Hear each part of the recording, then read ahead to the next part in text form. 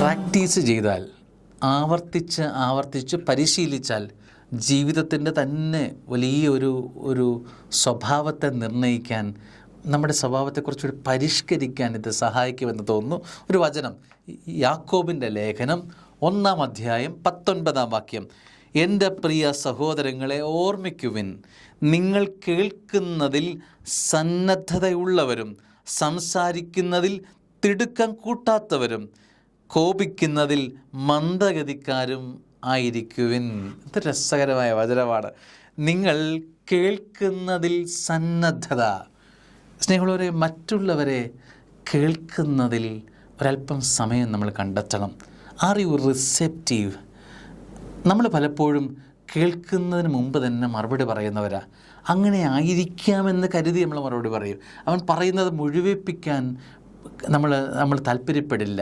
സ്നേഹമുള്ളവരെ, ഇന്ന് സംസാരിക്കുന്നവർ വളരെയാണ്, ശ്രവിക്കുന്നവർ കുറവും. സന്നദ്ധതയോടെ ശ്രവിക്കുക എന്നത് വലിയൊരു അനുഗ്രഹമാണ്. ഒരു പ്രായമായ വ്യക്തികളെ നമ്മുടെ ഭവനത്തിലുണ്ടെന്ന് കരുതുക. കേൾക്കാൻ, അവർ പറയുന്നതൊന്ന് കേൾക്കാൻ ഇരുന്നിരുന്നെങ്കിൽ അവർക്ക് എന്ത് സന്തോഷമായി എന്നറിയാമോ?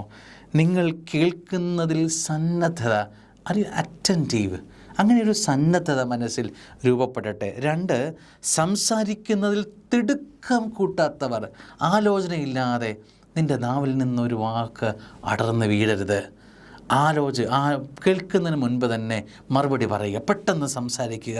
സംസാരിച്ചതിൻ്റെ പരിണിത ഫലങ്ങൾ പലതും നമ്മുടെ ജീവിതത്തിലേക്ക് വന്നു കയറിയിട്ടില്ല.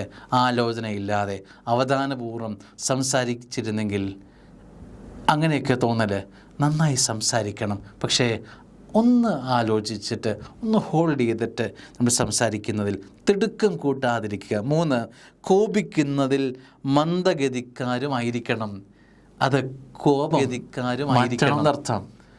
ഒരു മന്ദത, കോപിക്കുന്നതിൽ താല്പര്യം കാണിക്കരുതെന്നർത്ഥം. ഒരു ഉത്സാഹം, കോപിക്കുന്നതിൽ നിന്ന് കുറച്ച് വയ്ക്കുക എന്ന് പറഞ്ഞാൽ ഒരല്പം സൗമ്യമായി ഇടപെടാനുള്ള ഒരവസരം ജീവിതത്തിലുണ്ടാകട്ടെ. എനിക്കൊന്നു ഈ 3 കാര്യങ്ങളും ഒന്ന് പരിശീലിച്ചാൽ നമ്മുടെ ജീവിതത്തിൽ നമ്മുടെ ക്യാരക്ടർ തന്നെ മോൾഡ് ചെയ്യാൻ ഇത് സഹായിക്കുമെന്ന് തോന്നുന്നു. ക്യാരക്ടർ തന്നെ മോൾഡ് ചെയ്യാൻ എന്നൊന്ന് പ്രാക്ടീസ് ചെയ്യാൻ പ്രത്യേകം പരിശ്രമിക്കണം. ഈ വചനം അനുഗ്രഹമാവട്ടെ.